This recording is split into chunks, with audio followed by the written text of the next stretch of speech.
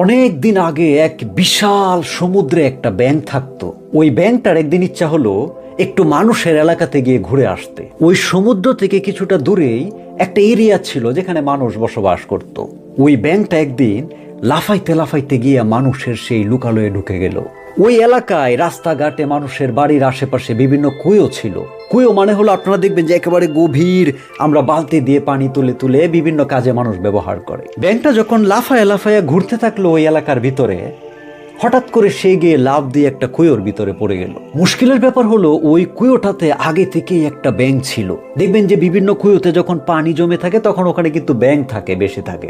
সমুদ্রের ব্যাঙটা যখন লাফ দিয়ে গিয়ে কুয়োতে পড়ে গেল, ওই কুয়োতে যে ব্যাঙটা আগে থেকে ছিল সে তো অবাক হয়ে গেল, যারে এ আবার কে, কোথায় থেকে আসলো। কিছুটা রেগে গিয়ে ওই কুয়োর ব্যাঙটা জিজ্ঞেস করলো, এই তুমি কে, কোথায় থেকে আসছো?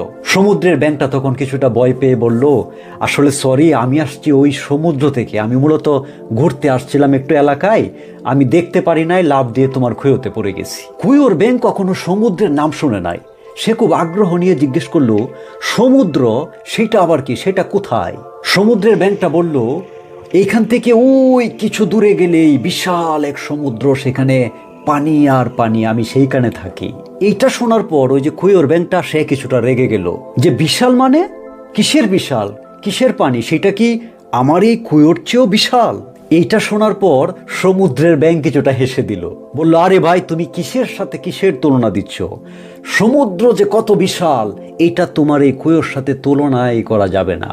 এইটা শোনার পর কুয়োর ব্যাঙ আরো রেগে গেল, বলল, তুমি চাপাবাজি করার আর জায়গা পাও না, আমার এই কুয়োর চেয়েও বিশাল তোমার সমুদ্র। এইটা বলে সে কুয়োটার এক মাথা থেকে লাফ দিয়ে আরেক মাথায় চলে গেল, গিয়ে বলল, তোমার ওই সমুদ্র কি আমার এই কুয়োটার দূরত্বের চেয়েও বেশি? তোমার ওই সমুদ্রে কি আমার এই কুয়োর এই যে এত জল, এক মাথা থেকে আরেক মাথা, তার চেয়েও বেশি জল? এটা শোনার পর সমুদ্রের ব্যাঙ বলল, ভাই রে ভাই, তুমি কিসের সাথে কিসের তুলনা দিচ্ছ?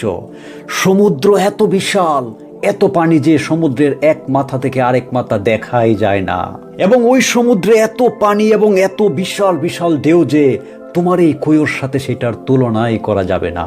এইটা শোনার পর তো কুয়োর ব্যাঙ আরো রেগে গেল, যে বেটা বদমাইশ, চাপাবাজি করো, আমার কুয়োর চেয়ে বড় তোমার সমুদ্র, তুমি এখনই বের হও, বের হয়ে যাও আমার এই কুয়ো থেকে।